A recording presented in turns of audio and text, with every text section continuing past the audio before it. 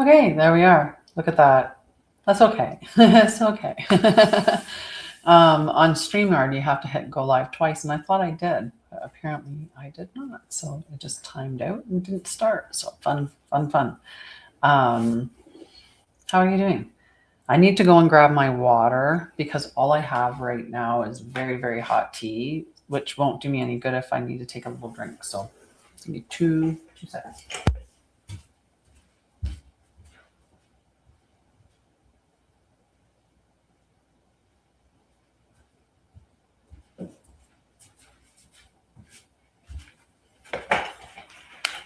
Okay. That didn't take long at all.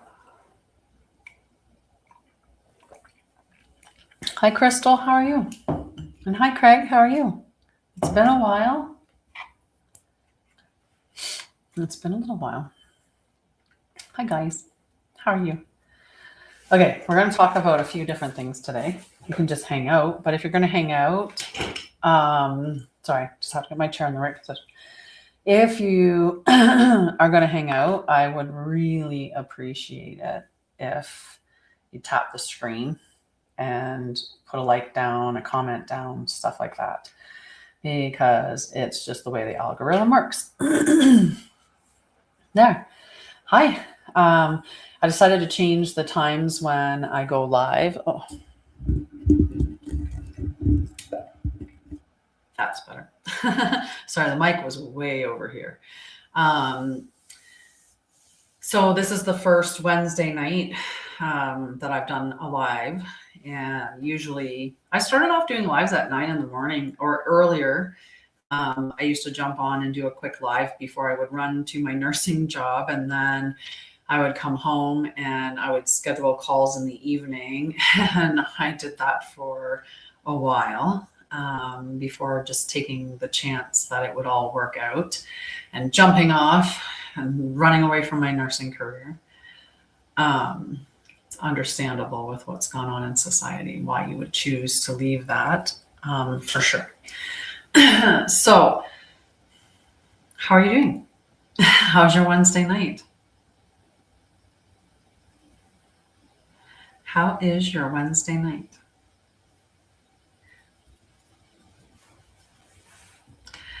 Okay, so the live talks about that. We're going to talk about Christ consciousness. And for some people, that can be a bit intimidating because they might associate it with religion or something like that. But it has nothing to do with that. Sorry, I was going to laugh at the way that I went, and then but.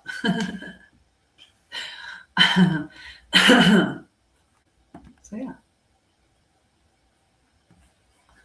I like AI summary. The host is back after a technical issue. I don't know what technical issue I had that it's talking about, but anyway. So yeah.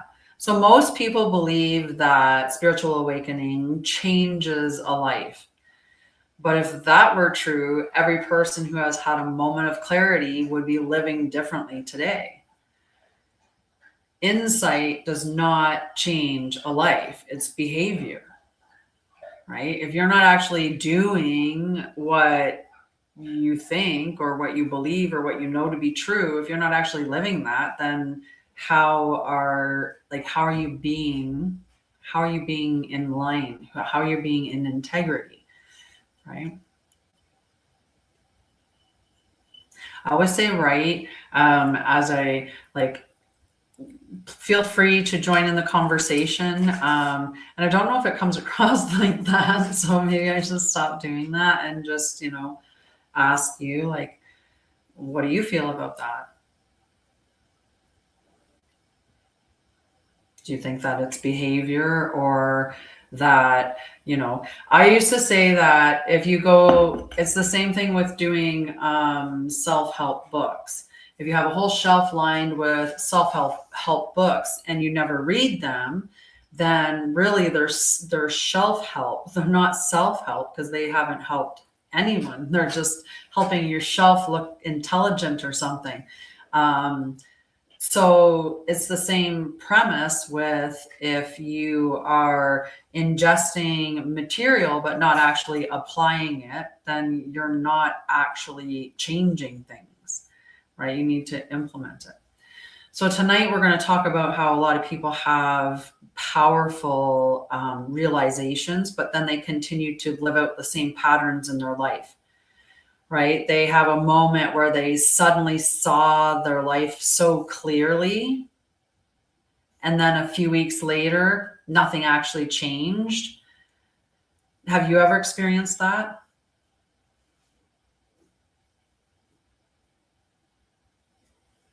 Hi, Delilah. I had to get the letters together. Say hi, please. Join the conversation.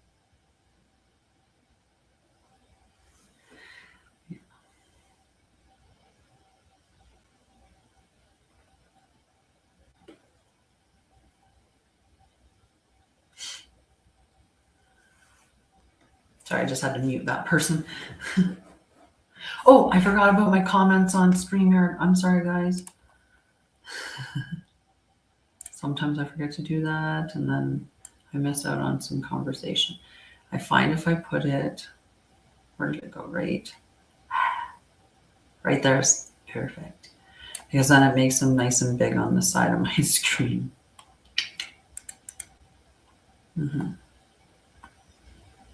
But I wish I could close some of this silly stuff. Because I put a lot on the screen there. All right. Comments are where they're supposed to be. We're good. So have you ever experienced that where you had a moment of clarity, saw everything clearly, and then a few weeks later, nothing actually changed? And if you have experienced that and you don't want to put it down, that's okay. That's okay. This is just a conversation for you then. All right, so we've got insight versus transformation. So why do people experience spiritual awakening, but their lives look exactly the same 6 months later? Anyone?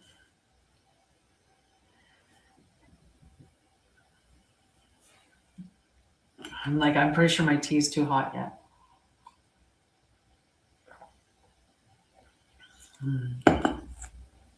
But the water's not.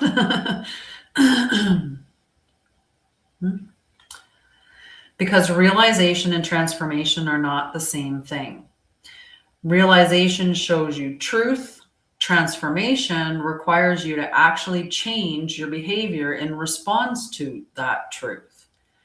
And many people chase those powerful insights, but very few people actually commit to the discipline of living a different life afterwards.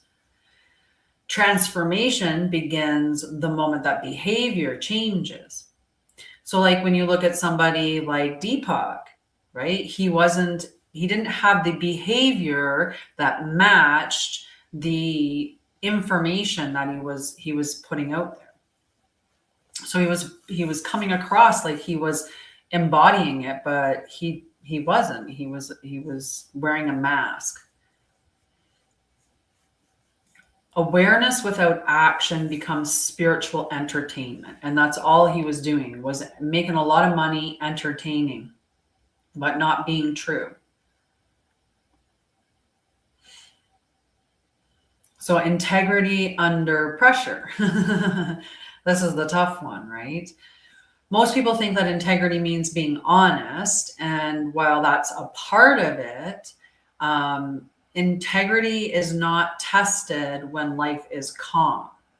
Integrity is tested when you are criticized, when you are misunderstood, or challenged.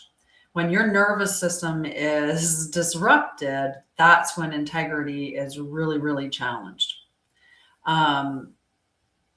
or tested, either way. Anyone can speak beautifully when you remain about truth, when the room agrees with them, right? Anyone in a room of group mind think, right, where you have that group think, When you're in those hive mind environments, I mean, you can talk about anything. You can be honest about all those things that the hive agrees on. But when you have to stand in integrity and speak your truth, when someone challenges you, or when someone misunderstands you, or when you risk being objected or ejected from the hive or the tribe, that's when you're standing in your integrity. Integrity appears when you remain calm, honest, and grounded, even when the room does not, right? You don't turn into a reactionary person because the person across from you does not agree or doesn't understand or challenges you when you're speaking your truth. Your truth just is. It doesn't need explanation. Because true leadership is emotionally stable under pressure. And we don't see that as a big example in the world right now. There's a lot of definite inconsistencies. All right, so we got compassion with boundaries. One of the most common distortions in spiritual communities is confusing compassion with self-abandonment. Compassion does not mean absorbing everyone else's emotions, okay? Healthy compassion requires boundaries, and in fact, it includes them. Without boundaries, compassion becomes exhaustion. And when you think of all the times that you've been on a plane, one of the first things that they always tell you is to put your mask on first. And the reasoning behind that is, if I put on my child's mask, I could die. But if I put on my mask, I could save him and a whole bunch of other people. I'm much more useful with oxygen in my body. And, you know, if it doesn't take that long, like it's not that long. But anyway, rather than, you know, panicking and going about helping everybody else and forgetting about yourself, you're supposed to put it on yourself so that you can continue to go forward and help other people, because you're safe. Without compassion, though, boundaries can become rigidity, right? If we're just like a wall of boundaries, that's not good either. Spiritual maturity develops when both can exist together, and they exist in a spectrum, right? Depending on the individual, right? You meet them with the amount of rigidity that you have to, right? Some people will, you know, your boundaries just have to be firm. They just have to be firm, and that's it. The more that you're consistent with your boundaries and you don't respond emotionally, the more that people will know that your boundaries are not changeable. One of the things that they've done in psychological testing is they've looked at children and parent dynamics, and they have, with children, they will address through the tone of the parent's voice and changes in the cadence and stuff like that. Once they get an emotional reaction out of you, and this goes for adults as well, but once they get an emotional reaction out of you, they know that they can control you.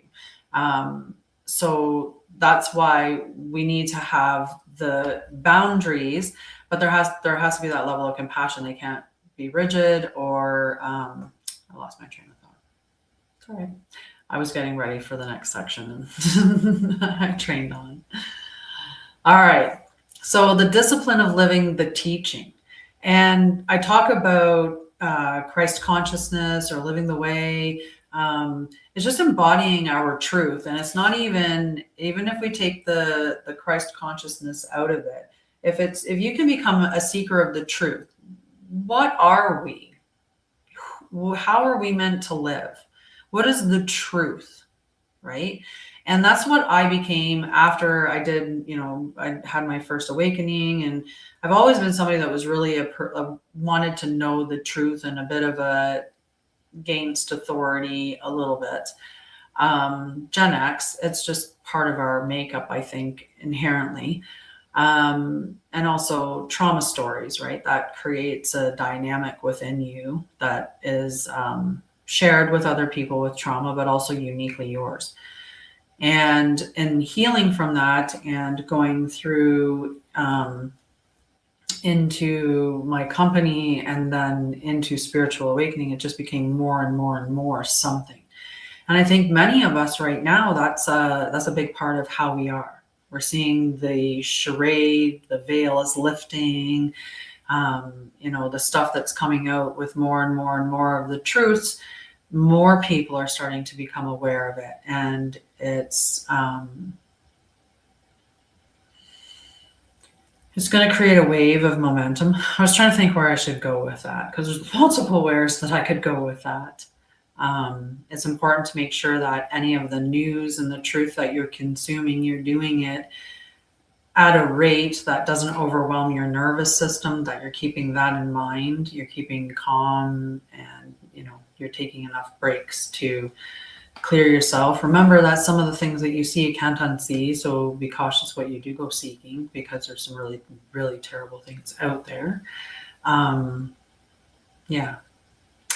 So be cautious with that, but we do need to be aware of the truth, and the more of us that are aware of the truth and choose to live away from that dynamic, to embody the truth that we're meant to live, then the sooner that whole thing will collapse, because it needs us to support it.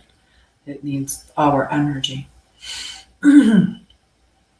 Okay, so how do we live that way, right? How do you live like that? And when we're talking about having that spiritual component to your life, because maybe that's not a part of your life.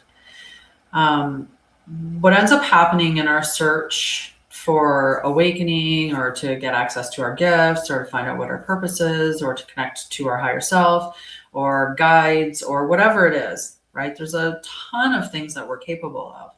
And whether you want to astral travel in dreams, there's all kinds of things, telekinesis, telepathy, like that's all true. So whatever you're seeking, or why you're seeking to open yourself up to your truth, whatever it is that you're seeking for that, a lot of times we expect that transformation, or that stepping into our truth of who we are, to be very, very dramatic. Right, a lot of spiritual teachers will teach it like it's going to be some like, like you're going to have this massive Kundalini awakening, and it's just going to, and that's not the case. Most times, and honestly, the real transformation, it looks very ordinary. It's like pausing before reacting in a disagreement. If you do something wrong, it's apologizing quickly, not, how we would have long time ago, maybe stewed and hemmed and hawed and, you're wrong, I'm right kind of attitudes. It's telling the truth, even when you're uncomfortable or the situation's uncomfortable. It's refusing unnecessary conflict, just disengaging from it. It's understanding that it's a show and not participating in it. It's understanding that left, right, black, white, red, blue, whatever dynamic of separation that you want to look at, that's what it is constructed for. Now, when you take away all of those labels that they have applied to all of us to separate us, we are all the same. So it's pretty small the way that it shows up.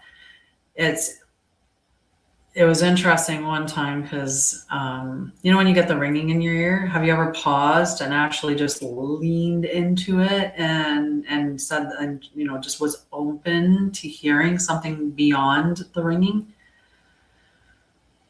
Try sometime. Maybe you'll hear something different. You never know. You have to try it.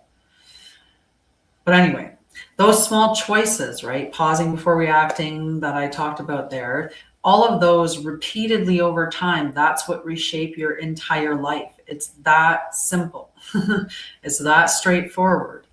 Extraordinary stability is built through ordinary discipline. The problem for many of us is that we're inherently opposed to discipline, because discipline for us as children became synonymous with punishment. if they had have left punishment as punishment and discipline as meaning something entirely different and didn't crisscross them, maybe we'd have an easier time with discipline as adults. So it'd be important for you to look at, how was discipline handled in your house? How does that word feel for you when you talk about being disciplined, or how do you feel about your level of discipline already? For some of us, we feel we're pretty disciplined, but maybe if we reflect on it a bit more, we'll realize maybe we're not. But it's discipline, and what I've been trying to get people to understand is that discipline is just devotion. It's devotion to your goal. It's devotion to your higher self. It's devotion to your mission. It's devotion to your purpose. Whatever words you want to use, it doesn't matter. If you're somebody that wants to run a marathon, then you are disciplined in the actions that you take and the behaviors that you have. You're going to eat right. You're going to practice. You're going to run further and further. You're going to, increase your endurance, your training. This is a goal. So you want to achieve that goal. So you have devotion to it. And that devotion is the discipline that you apply. So if you can switch your viewpoint on discipline and understand it as devotion to whatever it is that you want, if it's to be in great physical condition or health, right, in great health, then that is what the discipline that you're applying it to is, devotion to your health. And if you look at that, then maybe you can then look at your body as a temple. And when you start to look at food as medicine and you apply all of those things together, then devotion becomes, being cautious with what you're ingesting and making healthier choices and moving your body more, right? Understanding the emotional weight that you're carrying around from traumas and things like that, and doing that work to release it. So in the last 12 months, this is a question for you guys. This is a question for everybody. In the last 12 months, what realization did you have that you have not acted on yet? A realization that you had that you have not acted on.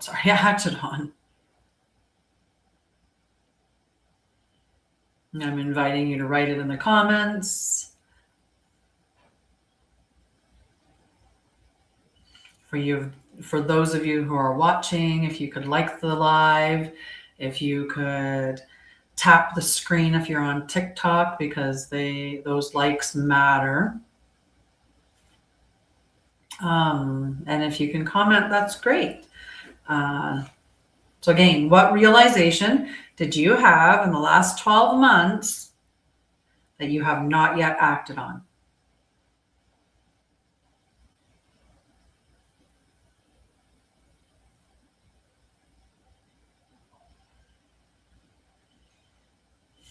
All right. Well, you guys can sit and think about that for a little while then. All right. Be shy. Be shy. All right. So living the way, right? And like I said, you can take the concept of Christ out of it when we're talking about consciousness, but I'm just talking about living the way that we're meant to live beyond the distortions that we have been fed. And honoring the fact that we are energy, we're talking sound and vibration and frequency. We're talking about living harmoniously with Mother Earth, living in alignment with these celestial bodies. It's living in alignment with all the energies that are around us and understanding, like exactly who and what you are. So that's the way, that's the way that I'm talking about. So the strongest spiritual leaders rarely look dramatic. I have to try my tea. It might actually be drinkable temperature now. Yep, because I didn't turn my heater on, so it actually sat there and cooled down nicely. They're just simply consistent. They just show up. They are grounded. It's not a big, huge fanfare. Right, like when I think about Erica Kirk and how it's just like,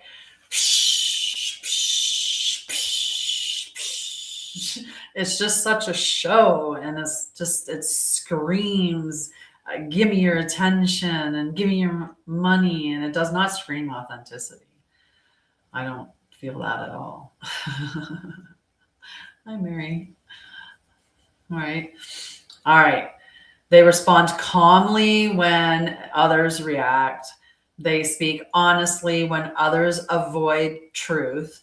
And they remain steady when situations become chaotic.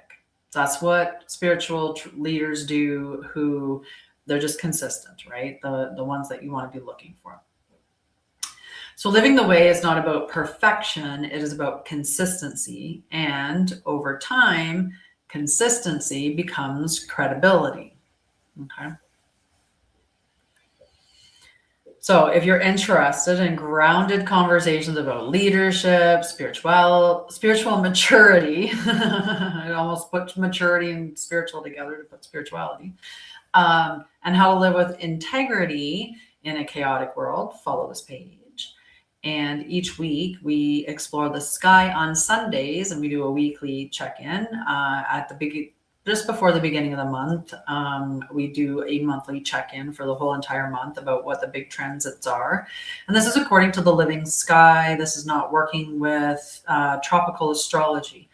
So if you're really interested in learning the true signs that you were born under, go check out my website, and I do readings in that. I can also recommend Mastering the Zodiac for a site if you want to check out what your alignments are in true sidereal. If you don't know your time of birth, then you don't have to even put your location in. It's just your name and date. When you don't know your time of birth, you lose out on quite a few details in the natal chart. You won't get your rising sign. You'll miss out on all your houses. You miss out on a bunch of other details as well. So it is nice to have your time, but if you don't have it, you can still find out a lot of information about you, because it's still going to give you what the what the planets were in the sky and where they were, and in which celestial bodies. So you'll get an understanding of you, your purpose, and things like that. So if you want to find out more about that, I do those on Sundays at 6 p.m. Mountain Time. So you can join back then and find out about what's going to happen for the sky next week. We just had the lunar total eclipse in the full moon in Leo on the 3rd, yesterday, the wee hours of the morning. I didn't get to see it here because it was overcast. It's just been overcast for the last couple of days. It finally broke this evening. So we got to see the sun again today for a little bit. Yeah, so I posted some content on that. That's what I did the live on Sunday on. So you can check out that on the channel. And like I said, check me out on Sundays for the weekly check-in. And on Wednesdays, we talk about leadership, spiritual maturity, how to live with integrity in a chaotic world, all kinds of stuff like that. And we'll talk about, oh my God, dimensions. We'll talk about sound healing, energy healing. We'll talk about a lot of things. Here. So come and hang out. And yeah, on the 20th, I am doing Christic Astrology Level 1. It is a course to learn about the 6 personal planets and get an introduction to Saturn and Jupiter. It is a certification level course. There are 3 levels in the certification that will be unveiled over time. This is the founders level of the first level 1. Sorry, there might be something outside. So this is the founders of, this is the first run through of level 1. On the 20th. Check it out. All the information of that on Sha'Ryah. And there's readings available. There's free group. There's lots of stuff there. Go check it out. If you have any questions, I also offer a free call to discuss. And that's it. That's all. I hope you have a wonderful night. It was a very quick live tonight, but you guys weren't interactive. I needed some feedback. I needed something to work with. But you guys were all quiet. Hi guys, say hi. All right. Just stopping in and watching, not talking, being all shy. All right, well, you can catch the replay on Sha'Ryah YouTube channel or on Sha'Ryah and Lorian YouTube channel.